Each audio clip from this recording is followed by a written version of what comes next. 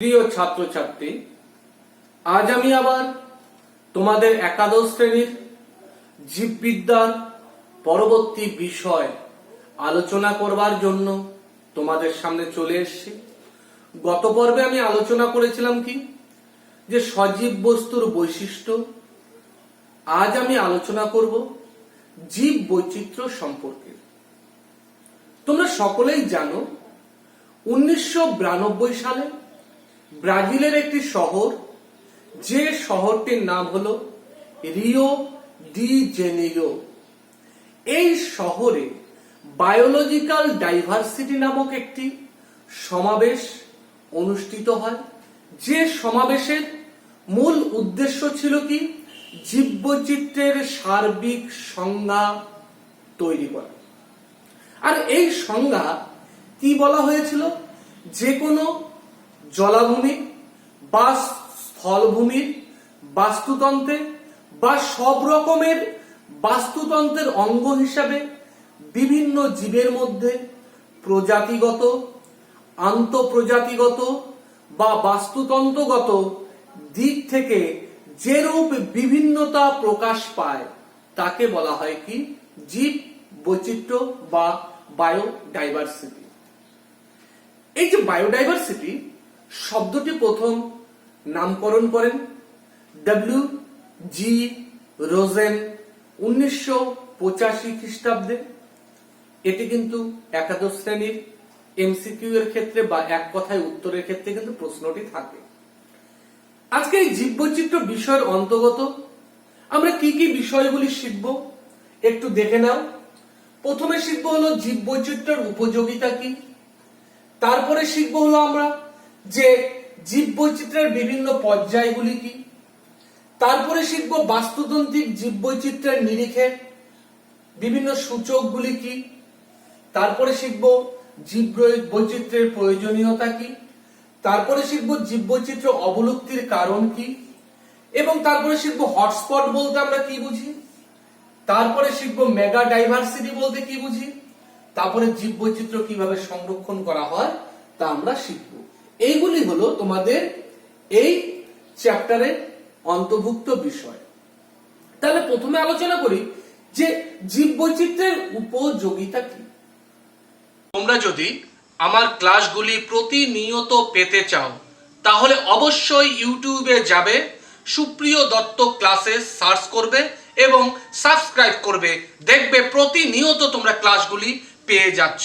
তোমরা সকলেই জেনে রাখো যে জীববৈচিত্র্য আছে বলে আজ কিন্তু বাস্তুতন্ত্র কিন্তু সুরক্ষিত আছে, এবং জীববৈচিত্র্যের জন্যই মানুষ খাদ্য ও ভেষজ কাঁচামালের যোগান কিন্তু পাচ্ছে।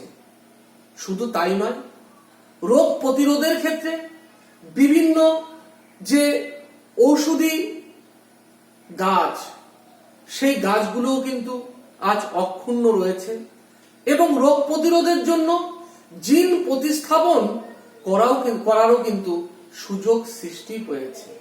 আরো অনেক কারণ উপযোগিতা আছে যা পরবর্তীতে আমি আবার আলোচনা করব। এবার জেনে নেই যে জীববৈচিত্র্যের পর্যায় কি। জীববৈচিত্র্যের প্রধান তিনটি পর্যায়। প্রথমটি হলো জেনেটিক বৈচিত্র্য, দ্বিতীয়টি হলো বাস্তুতান্ত্রিক বৈচিত্র্য, তৃতীয়টি হলো প্রজাতি বৈচিত্র্য। আবার বলি, জেনেটিক বৈচিত্র্য, বাস্তুতান্ত্রিক বৈচিত্র্য এবং প্রজাতি বৈচিত্র্য। এই তিন ধরনের বৈচিত্র্য আসলে কি তোমরা সকলেই জানো যে জিনগত বিভিন্নতায় বিচার্য জীববৈচিত্র্যকে জিনগত বৈচিত্র্য বলে। যেমন কি ড্রসোফিলা নামক মাছির জিনের সংখ্যা কত, প্রায় কিন্তু 13,000।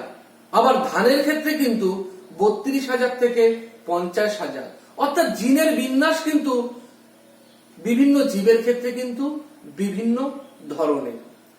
এবার জানি যে বাস্তুতান্ত্রিক বৈচিত্র্য কি, যে বিভিন্ন বাস্তুতন্ত্রে বিভিন্ন জৈব এবং অজৈব উপাদানের হ্রাস বৃদ্ধির ফলে বিভিন্ন জীব প্রজাতির সমাহারকে কি বলা হয়, বাস্তুতান্ত্রিক বৈচিত্র্য। তৃতীয়টি কি ছিল, প্রজাতি বৈচিত্র্য। প্রজাতি বৈচিত্র্য কি বলবো, যে কোনো নির্দিষ্ট ভূখণ্ডে বিভিন্ন প্রজাতির সমাহারকে বলা হয় কি প্রজাতিগত বৈচিত্র্য। তাহলে এই যে প্রজাতিগত বৈচিত্র্য, বাস্তুতান্ত্রিক বৈচিত্র্য, জিনগত বৈচিত্র্য, এবার এই বাস্তুতান্ত্রিক জীব বৈচিত্র্য নির্ধারণের সূচক কি? বিজ্ঞানী হুইটেকার, নামটা মনে রাখবেন, 1965 সালে কি বলেছিলেন যে বাস্তুতান্ত্রিক জীব বৈচিত্র্যের প্রধান তিনটি বৈচিত্র্য। এই প্রধান তিনটি বৈচিত্র্য কি? আলফা বৈচিত্র্য, বিটা বৈচিত্র্য, গামা বৈচিত্র্য। এখান থেকেও কিন্তু শর্ট কোশ্চেন থাকে। প্রথমে জেনে নেই যে আলফা বৈচিত্র্য বলতে কি বুঝি। একটি নির্দিষ্ট প্রাকৃতিক বাসভূমি বা একটি নির্দিষ্ট গোষ্ঠীর মধ্যে প্রাপ্ত জীব বৈচিত্র্যকে আলফা বৈচিত্র্য বলা হয়। আর বিটা বৈচিত্র্য কি? যে আন্তঃপ্রাকৃতিক বাসভূমি বা গোষ্ঠী জীব বৈচিত্র্যকে বলা হয় বিটা জীব বৈচিত্র্য। আর গামা বৈচিত্র্য কি? যে কোনো বৃহদায়তন ভৌগোলিক অঞ্চলে যে পরিবেশ, প্রাকৃতিক বাসভূমি এবং গোষ্ঠীগত বিভিন্নতার জন্য উদ্ভূত জীব বৈচিত্র্যকে গামা বৈচিত্র্য বলে। একটু সংক্ষেপে বুঝিয়ে বলি।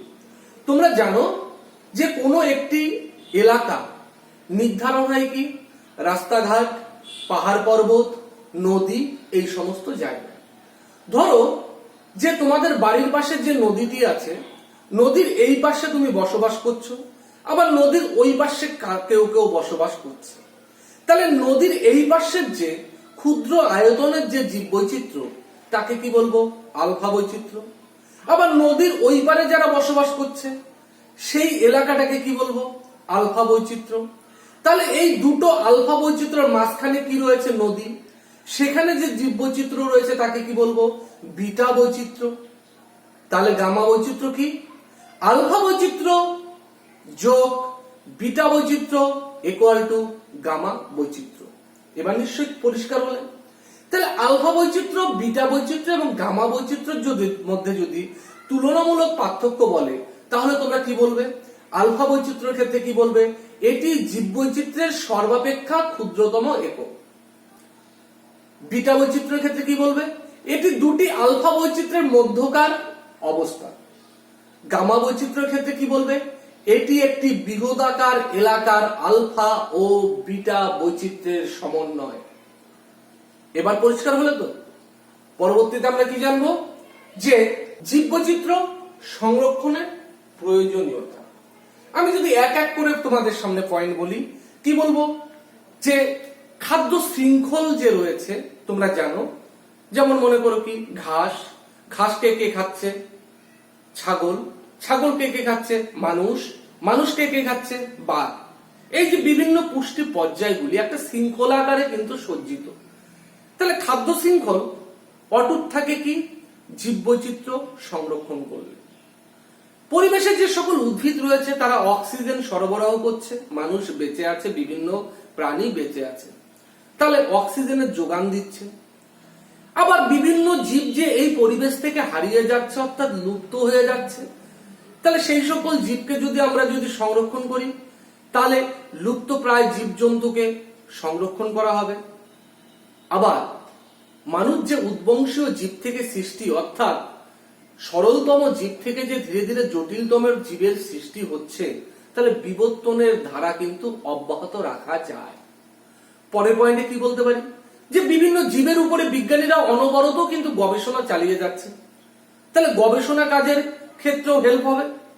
আবার বিভিন্ন জীবজন্তু বা বিভিন্ন বৈচিত্র্যময় এলাকায় পর্যটন শিল্প গড়ে উঠছে। পরে কি বলতে পারি? যে জীবজন্তুর বাসভূমি কিন্তু আমরা অটুট রাখতে পারছি। এই হলো জীব বৈচিত্র্য সংরক্ষণের উদ্দেশ্য, লক্ষ্য এবং প্রয়োজনীয়তা। এবার তাহলে আমরা কি জানবো? যে জীব বৈচিত্র্য অবলুপ্তির কারণ। ঠিক ওই পয়েন্টগুলোর উল্টো বলবে কি?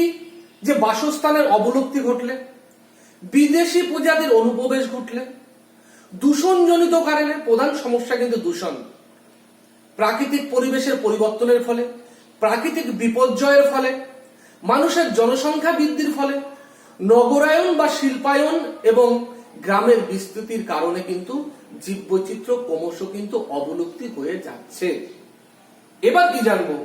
হটস্পট। হটস্পট তোমাদের একাদশ শ্রেণীর পরীক্ষায় কিন্তু কোশ্চেন থাকে। এই হটস্পট শব্দটি প্রথম নামকরণ করেন বিজ্ঞানী নরম্যান মেয়ার্স। কত সালে? 1988 খ্রিস্টাব্দে এনভায়রনমেন্টালিস্ট নামক একটি পত্রিকায় হটস্পটের ধারণা প্রথম দেয়। সমগ্র পৃথিবীতে মোট 34টি হটস্পট রয়েছে। এর মধ্যে ভারতবর্ষের প্রধান দুটি অঞ্চল পশ্চিমঘাট এবং পূর্ব হিমালয়। এবং পৃথিবীর বিখ্যাত হটস্পট কি? দক্ষিণ আফ্রিকার সাকুলেন্ট কারু। আর পশ্চিমবঙ্গের কিন্তু নেওড়া উপত্যকা বায়োস্ফিয়ার হটস্পট হিসাবে ঘোষিত হয়েছে। তাহলে হটস্পট বলতে কি বুঝবো? যে সকল প্রাকৃতিক আবাসস্থলে সর্বাধিক সংখ্যায় অবলুপ্তির পথে এবং সংকটাময় প্রজাতির বাস, সেই প্রাকৃতিক বাসস্থানকে কিন্তু হটস্পট হিসাবে চিহ্নিত করা হয়েছে। এবার পরবর্তীতে আমরা কি রয়েছে? Mega diversity. তোমরা সকলেই জানো যে বিষুবরেখার উভয় পাশে উষ্ণ এবং আর্দ্র ভাবাপন্ন দেশগুলিতে খুব বেশি বৈচিত্র্যময় জীব বৈচিত্র্য দেখা যায়। আর এই দেশগুলিতে মেগা ডাইভার্সিটি দেশ বলে কিন্তু গণ্য করা হয়। যেমন কি ব্রাজিল, আফ্রিকা, ভারতবর্ষ, মেক্সিকো, এগুলো কিন্তু মেগা ডাইভার্সিটি কান্ট্রি। তাহলে মেগা ডাইভার্সিটি দেশ সম্বন্ধে তোমরা জানলে। পরবর্তী দিন আমি জীববৈচিত্র্য সংরক্ষণ, বায়োস্ফিয়ার রিজার্ভ বাকি থাকবে, যা তোমাদের সামনে বিস্তারিতভাবে আলোচনা করব। এখান থেকে কিন্তু ছোট ছোট অনেক প্রশ্ন থাকে, যে প্রশ্নগুলো কিন্তু তোমরা কিন্তু খুঁটিয়ে খুঁটিয়ে কিন্তু বই থেকে পড়ে নেবে। তোমরা সবাই সুস্থ থাকো, ভালো থাকো, বাড়িতে পড়াশোনা চালিয়ে যাও। তোমাদের সকলকে ধন্যবাদ।